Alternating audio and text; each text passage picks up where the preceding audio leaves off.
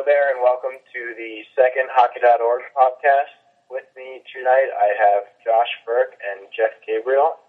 The topics we're going to talk about for tonight are Martin St. Louis, Tampa Bay Lightning, and him demanding a trade out of Tampa Bay.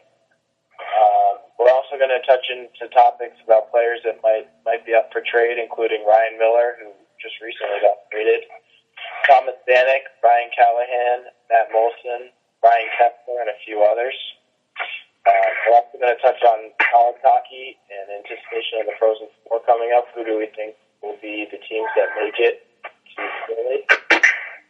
And lastly, we're going to do some, for those of you who are in fantasy or have the fantasy hockey playoffs coming up, some players that you might want to trade for.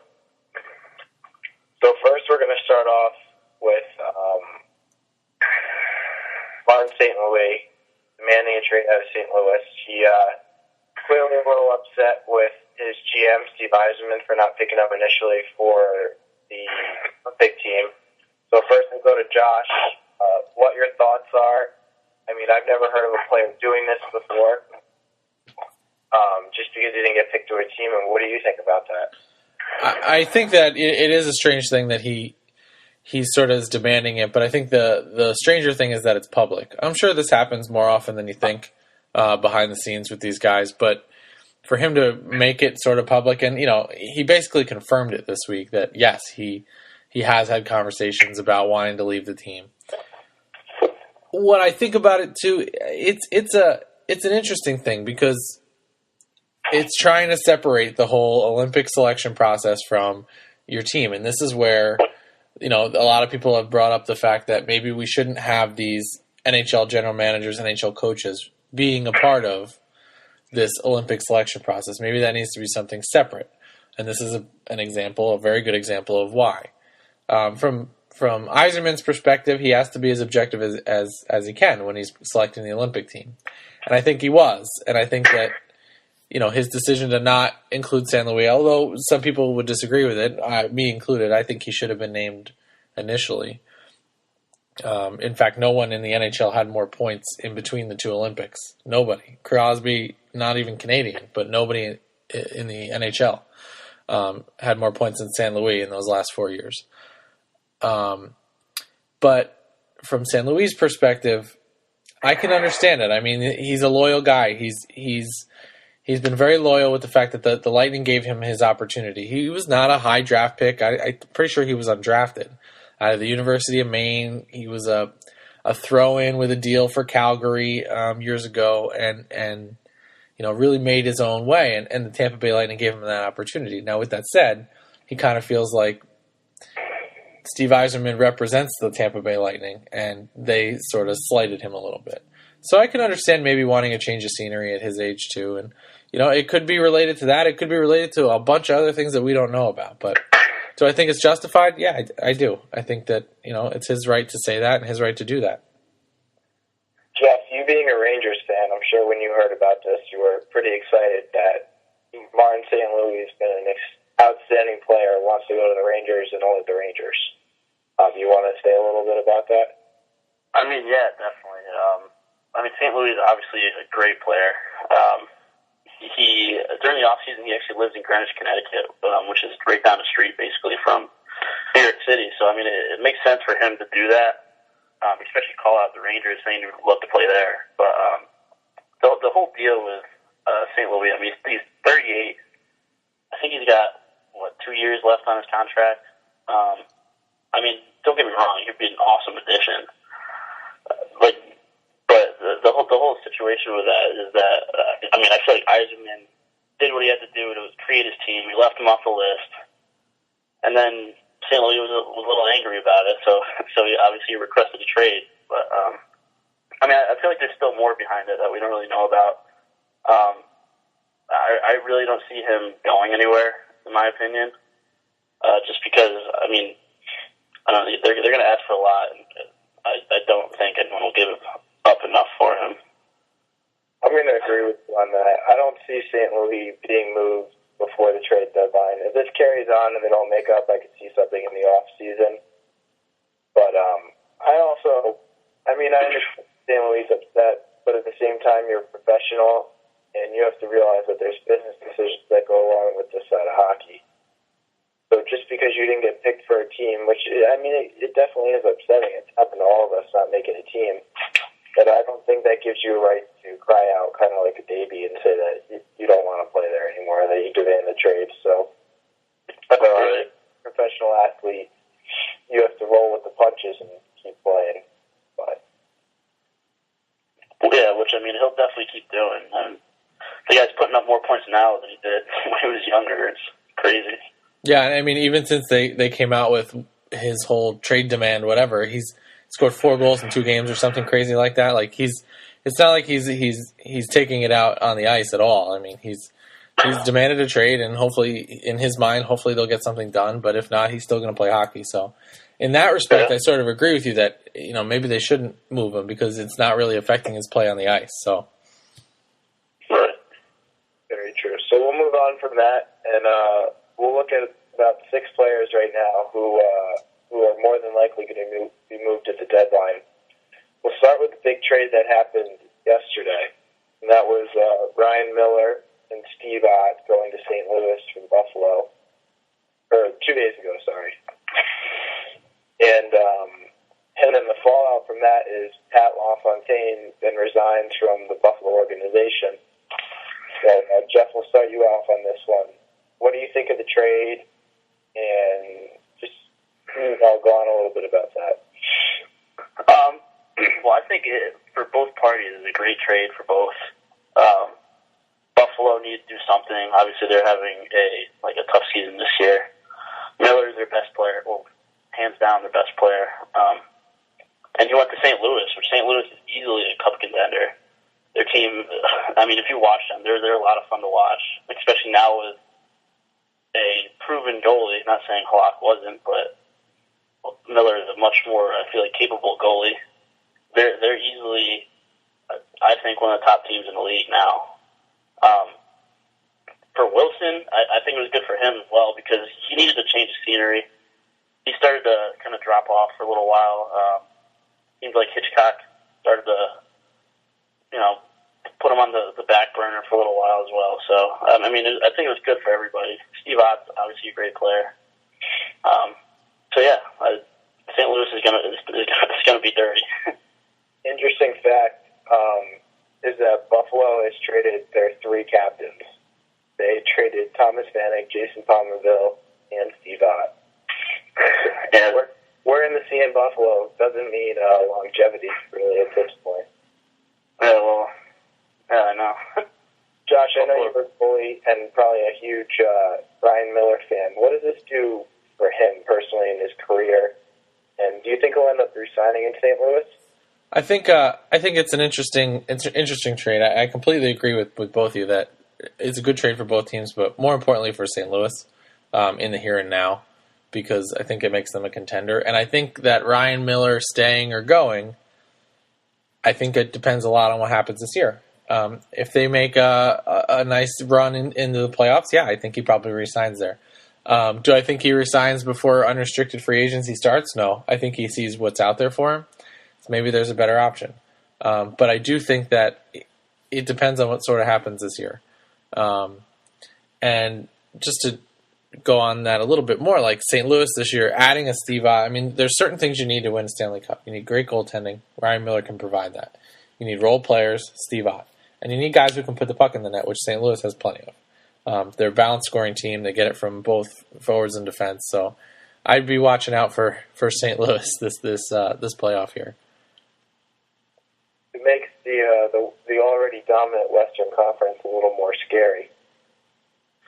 So, and then real quick to touch on the fallout here. Pat LaFontaine was hired in November to be the president of hockey operations for Buffalo, and by the looks of it, clearly didn't agree with the decision to get rid of Miller.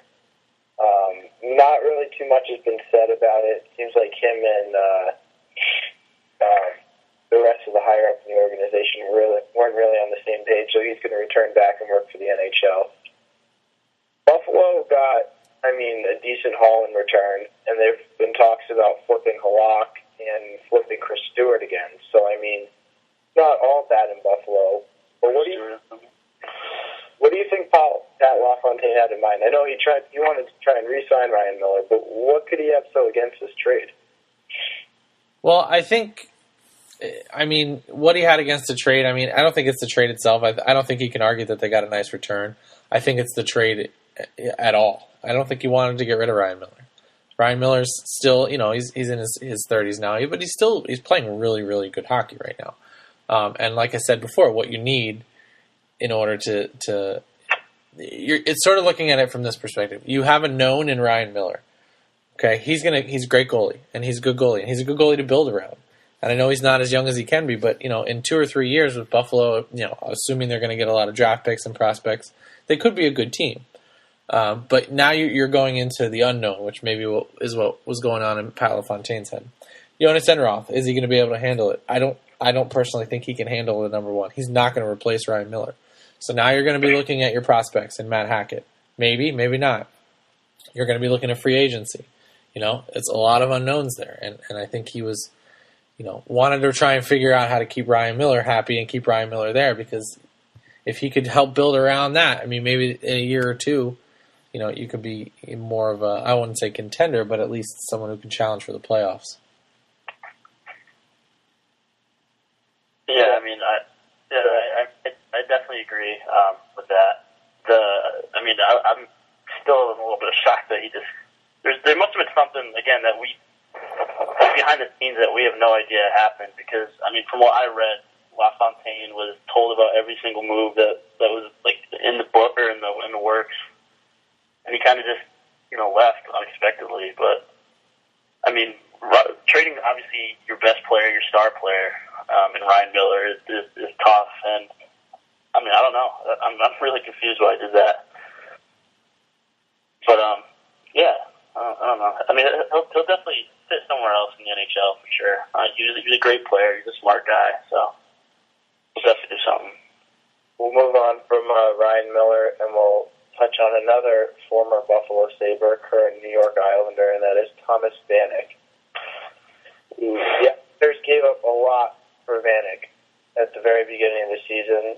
I think a lot of people were surprised that he was moved so early, and it didn't really work out for the Islanders. Now with John Tavares out, they're definitely a seller. So where do you guys see Vanek ending up? We'll start off with Josh. Vanek's an interesting one. I think he fits a lot of places. He's going to give you that scoring touch that you need on the wing. But I think the Islanders are asking for a lot in return. I think to be honest, I think they're pissed. I think they're pissed he didn't resign it. I think they're pissed that it's been made public that he rejected this contract offer. But I think they're going to ask for even more than they gave up for him. They're going to try and get even more in return. Now, as this, this is the asking price now. The asking price Wednesday at 2:30 may be something very different. So that plays into the role a lot too, because if you're going to go to think about in New Jersey, for example, they need the scoring touch. They do. They absolutely need a player like a Thomas Vanek. They don't have the draft picks. Islanders aren't even going to talk to them. They don't have the draft picks enough for it. Their prospect pool is, it's not that great. So they're going to need, you need to have all the right pieces in order for this deal to get done. This is where maybe like a Minnesota, you can get a couple of their younger players, and I think that's where Thomas Vanek's going to end up next year anyway. They say his wife's from there. He played his college hockey there.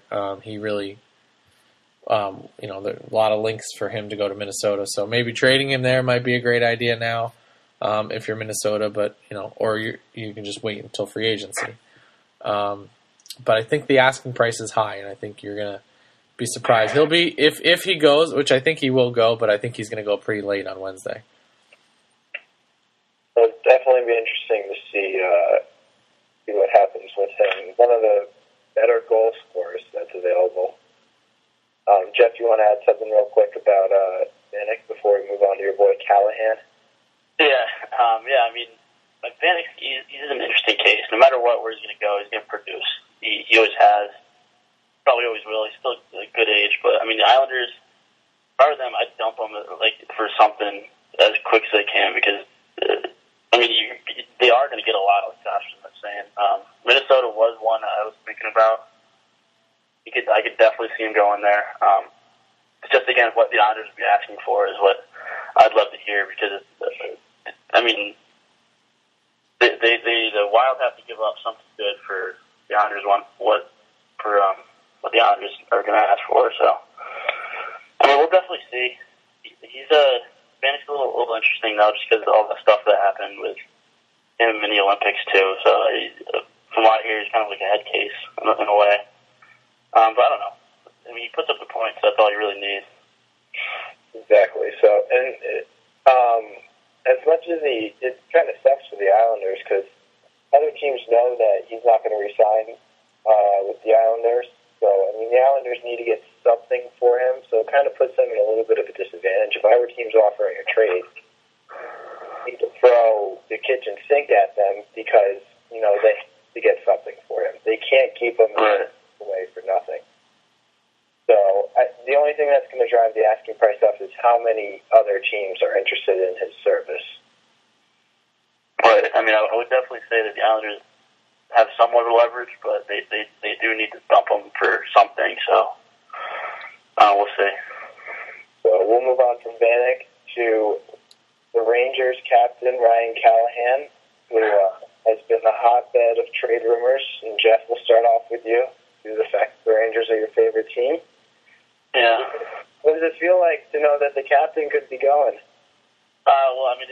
From what I've been reading and hearing, it's more that when he's going and for what. So, I think Bob McKenzie was the one that said he's 99% gone. It's obviously it's tough. Wanting to get rid of, or not wanting, but going to get rid of especially my favorite player, your captain, American player, is easily got to love on the ice. But yeah, I agree with it. This move, Callahan wants $6.75 million a year for 7 years, and the Rangers are, I guess, currently offering him 6 years for $6 million a year. So, I think Callahan needs to kind of come down to, down to earth with what kind of player he is. He's very injury prone, especially with the way he plays. I don't know. I think his group is kind of giving up or wanting to give up or asking for too much from him. But then again, Buffalo came out and said that they signed him for that. So, it's hard. Don't get me wrong. It's very hard. We'll see. It's still in the works, though, so you never know. Yeah, I was trying to think. I saw on Twitter someone mention this. The last time a team in playoff contention was thinking about trading their captain. I honestly can't think of anyone off the top of my head. I have no idea, yeah. Josh, what do you think about the Callahan thing? Us being Devils fans, I don't really like Ryan Callahan. I respect him as a player. I don't like him. I think it'll be great that he's not on the Rangers anymore if the deal does go through. Yeah, Callahan's one of those guys who just sort of has all the intangibles, which makes him a really sought-after person, especially a team wanting to make a deep playoff run, because he's one of those role guys who can not only be the role guy, but he can put the puck in the net, and he's responsible defensively, which makes him really attractive. However, this caught me completely off guard. I would never have thought in a million years the Rangers and Callahan. Like, if anybody, I thought Girardi was going. If between the two of them, if it was like we have to sign one and get rid of another, I really would have thought Callahan would have been someone they could keep. So it caught me off guard a lot. It sounds like he's going to get moved. From what whoever it was, Bob McKenzie, who said that 99%, those guys usually aren't wrong. They're not going to say that if they don't really, really know that it's true. I've heard a lot of people talk about Ryan Callahan straight up for Marty St. Louis, somewhere in there, something like that, And I think from Tampa's perspective, that'd be, you lose a little bit, no offense to Callahan, but St. Louis is going to be more of a point producer than him. But St. Louis, he's going to help the Rangers where the Rangers need the point production, and I think Tampa needs some of those role players down there with a lot of inexperienced, minus St. Louis, very inexperienced playoff-wise players down there. So I actually think, as crazy as that is, that would kind of benefit both sides really well. If both players want, not necessarily want out in Callahan's perspective, but both players need to be traded. That seems like, I'd hate to see it as a Devils fan, but it would work for both sides there, in my opinion. We'll move on from Callahan to another current Sabre, former Islander, and Matt Moulson, who we most likely expect him to be dealt as well. He's in the last year of his contract playing in Buffalo, and there's been talks that he won't resign there either. Moulson's been doing pretty well. Where do you see him fitting in best, Jeff? That's tough because, again, the guy's going to put up points. He was great in the Olympics. He shocked a lot of people with how good he was in the Olympics. He's got great speed. He can score easily. I don't know. A lot of teams are gunning for him for sure. But I think that I'm not sure if he's going to get traded. With Buffalo again, should trade him because he's going to test free agency and somebody's going to pay big money for him. But for a certain team, I could probably honestly I could see him going with the Kings or something crazy like that because they need someone quick like that and they can put the puck in the net. And obviously, Moulson's definitely got that altogether. That's what I was thinking too. The Kings, or maybe even like a Detroit, somewhere out there after they lost Zetterberg for the year. Yeah, Detroit's obviously struggling with injuries, so they need something. That'd be a pretty good idea. Yeah. Josh, you have any thoughts on Moulson and where he might end up? It's funny you mentioned the Kings. I don't know if many people know this, but Matt Moulson's sister is actually married to Jonathan Quick. So it's a funny connection there that they might be in LA, and he is a former King. Obviously, he never really played much before he went to the Islanders and really started to make something of his career. But a lot of people. What'd you say? Just Moulson played 29 games with the Kings back in between 07, 08, and 08, 09. So go ahead. Yeah, no, and just to see him. I think he'd fit in the Kings. It's what they need. They play a speed game. They play a puck possession game. Both things that he's good at. It would be a good fit for him. Detroit, similar. They play a puck possession game. And they have a lot of speedy forwards. He'd sort of fit perfectly in there. They're gonna have to figure out what to do without Zetterberg for a while, so he'd be a nice option for that. Matt Moulson is going to be. He's going to be one, again, like Thomas Vanek. He's actually going to be later than Thomas Vanek because I think there's going to be a lot of teams looking for Thomas Vanek. And once Vanek goes somewhere, boom, they're going to go right to Matt Moulson and try and figure that out. Now, there may be a team that comes in and sort of undercuts that and says, you know what, forget Vanek, he's too expensive, I'm going to go to Moulson. But, he may be a less of a price tag than a Vanek and still give you that scoring punch, that scoring touch that you need, especially in the playoffs. Agreed. So, and like you said, Moulson will definitely be, I don't want to call him a second option for teams, but I think a lot of teams would rather move on Vanek first, and then if all else fails, go to Moulson. Yeah, I agree. Yeah, definitely. We'll lastly touch on Ryan Kesler, who's been rumored, it's been rumored that the Canucks are shopping him. And what do you guys think about that? Ryan Kesler, a great player. I love him. I think he played well in the Olympics for Team USA. We'll go to Josh first on this. Do you actually see the Canucks moving Kesler? I don't know. It depends on the dynamic. Jeff will know probably better than most that not everybody. You either love John Tortorella or you hate him. And if you're a player, it's as a fan you think that way too. But as a player, from what we've heard, reports we've heard, it's definitely that case. And sometimes if star players aren't performing, example Brad Richards, he can kind of get on them and get down on them. And Kesler hasn't had a great year by any stretch. He's had some injuries, but maybe he does want to trade. Maybe he does want to try a different change of scenery. He's not coming out and being as vocal about it as like a Marty St. Louis is in different situation, but at least he's not coming out and saying I want to trade now. But I think that every player, minus maybe 10 or 15 players in the NHL, can have a price. Ryan Kesler is definitely one of them. He's a strong power forward. He's good on faceoffs. He's got a great shot. He's a guy who is going to score. He's going to play hard. You saw him in the Olympics. He's going to block shots. He's going to put himself in front of a Kovalchuk blast. And for the one team that I've heard a lot about recently is Pittsburgh.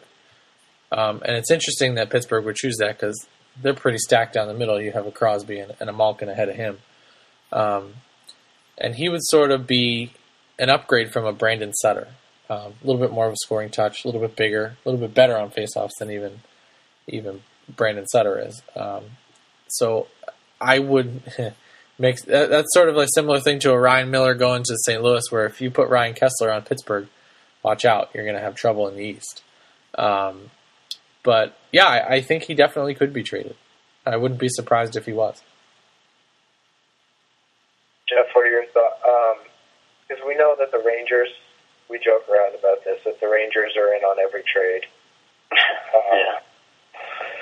I mean, I could see the Rangers kicking the tires on Ryan Kesler, but do you think he would be a good fit in New York? Where do you think you see him ending up if he moves at all? Yeah, I mean, I think he'd be an awesome fit in New York for sure. I mean, the guy plays Ranger hockey, in my opinion. It's hard-nosed, and something that the Rangers really are looking for is a guy that can actually win face-off. And Ryan Kesler is great on face-off, like Josh said. So if he goes to New York, I mean, he'd be an instant star, in my opinion. I really don't think that it's going to happen. I think it was more of a rumor than it actually was, like more of a confident rumor, if that makes any sense. But yeah, I mean, Kesler, I've been seeing a lot of the Penguins, seeing Montreal in on it. But in my opinion, Canucks probably won't trade him just because, I mean, they know his value more than anybody else does. And the guy can straight up play. He is injury prone, which, I mean, that happens to people like Callahan and like Kesler. The way they play, they hit. They skate hard in every play. So, I mean, they're going to get a little down. But, yeah, I really don't think the Canucks are going to move him anywhere. I mean, if he goes to New York, don't get me wrong, he's going to be one of my favorite players on the Rangers. The only thing that makes me link the two of them is that they want to get rid of Callahan. Callahan and Tortorella seem to have a pretty good relationship with his time in New York. So I don't see that completely being ruled out if the Rangers give maybe another couple assets to Vancouver for Kesler, but I think it's only time will tell. We'll find out on Wednesday. Yeah, I mean, Torts is a guy that, like Josh again said, that you either love or hate, and I personally loved him because I thought he was hilarious the way he acted. I thought he's he's definitely a great coach. He's got a Stanley Cup. But if he has beef for the player, then it's kind of tough to play for him. So, yeah, but I mean, I could definitely see him being moved, but I really don't. In my opinion, I don't think he will. All right, so we'll move off to trade topics, and we'll touch on our last two topics real quick. We'll start off with college hockey, and we're about a month away, a little more than a month from the Frozen Four in Philly at the Wells Fargo Center. I know I'll be in attendance this year again, as I was in Pittsburgh last year. And what four teams do you think will end up there? The rankings as of February 24th were BC received 49 first-place votes. Minnesota was in second. They received 1 first-place vote. And then Union and Ferris State were 3 and 4. With St. Cloud, Wisconsin, UMass Lowell, Quinnipiac, Northeastern, and North Dakota rounding out the top 10.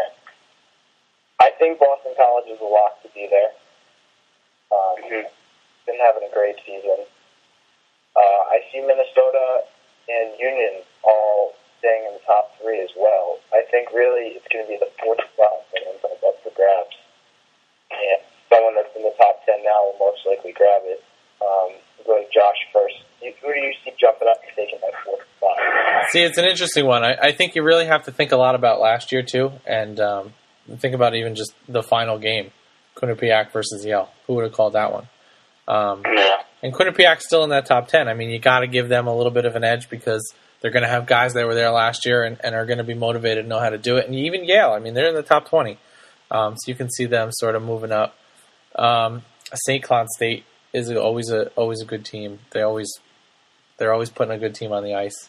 Any of those three teams in my mind can get in there.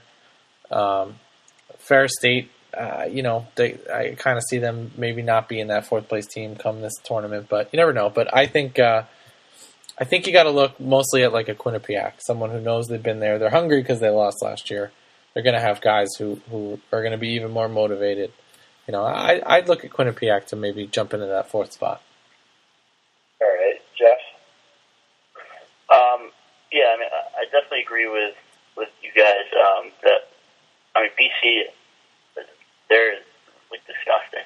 Their team is just so good. Jerry York, that guy's like an evil genius when it comes to college hockey, so you can't go wrong with them. Minnesota is obviously very good. Unions, I think they'll definitely make it, but I don't know. I think they might have more trouble than the other two. They're a great team. Watching them play is they're really good. They're a good puck-moving team. The one that I think that kind of sneaks up there, I would love it first to be Quinnipiac, but I think Wisconsin. Wisconsin's got a great team. They're constantly in, the contention for the title. So, and I feel like all of their players just come come to the NHL and just are like automatically good. I don't know. I don't know what they feed of them over there, but their players are just always really good. So I don't know. I'd love to see Wisconsin in there. Be a pretty beefed up Frozen Four. So definitely be fun to watch. It'll definitely be a good weekend up there. And I like Jeff's pick with Wisconsin. And you can't count out UMass Lowell either, who was in the Frozen Four last year. They're 7, Quinnipiac's 8. I'd say the 6, 7, 8, which are Wisconsin, UMass Lowell, and Quinnipiac, are really the three teams that you're going to have to look out for to take that fourth spot. Yeah, for sure. So it'll definitely be an interesting end to the college hockey season. I'm looking forward to the Frozen Four this year. Again, it was a good time last year. So lastly, we'll do, for those of you who do fantasy hockey, I'm sure the trade deadline in your league is coming up. And for those of you who'd like to make a last-minute push to add someone, whether it be a scoreman or a goalie, your team, Jeff's going to give you a couple players to look at, maybe trade. Want to take that away? Yeah. Again, playoffs are coming up very soon for fantasy. A couple guys that I would definitely keep my eye on, and if you're looking for a trade, Joe Pavelski is one of them. The guy is. He's just a beast. He's very underrated. He has, 32, 33 goals this year. He plays on San Jose, so he's going to put up points. He really does it all. He hits. If you have a face-off category, he wins face-offs. He's a good guy to look at. Obviously, Ryan Miller. He's on a team that wins now. So, the guy's a great player. He's a great goalie, if not one of the best in the league. So, now on a team that has great defense and it just wins. So he's an easy guy to look at. Johan Franzen of Detroit, he's finally back from, he had a concussion, and he's been on fire. I think he has 5 points in his last 3 games. Detroit's obviously hurting a lot, so he's going to be probably on the top line with Datsuk. Hopefully he stays healthy. So. He's definitely a guy I'd look at, too. And last, Nate McKinnon's been really good this year, especially for a rookie. He especially with that Colorado team, they're a really good scoring team, so I'd watch out for him, for sure. Good. And if you're not in the playoffs, like me, and you're in a fantasy keeper league, sell. I basically unloaded my entire team for draft picks for next year. So a rebuilding year for my team. Josh, you have anything to add? Yeah. For fantasy. Some interesting players to watch. I think towards down the stretch are players that and like Jeff's thinking about trades, I'm thinking about who am I going to pick up. You always want that genius move you make where you pick a guy up on waivers or who's not on any team, and he comes out to be the stud. I think there's from a forwards perspective, you can look at a Michael Granlund in a Minnesota, a guy who might not be somebody may not have him on a team.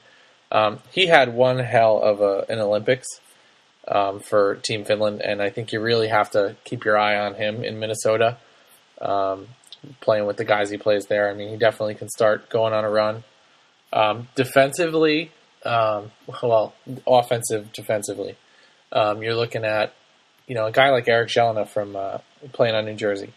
Another guy who he's kind of up and down for the minors, but now he's up, and he looks like he's going to stay up if he keeps playing the way he's playing. He's played 3 games now, and I think he has 4 or 5 points in 3 games.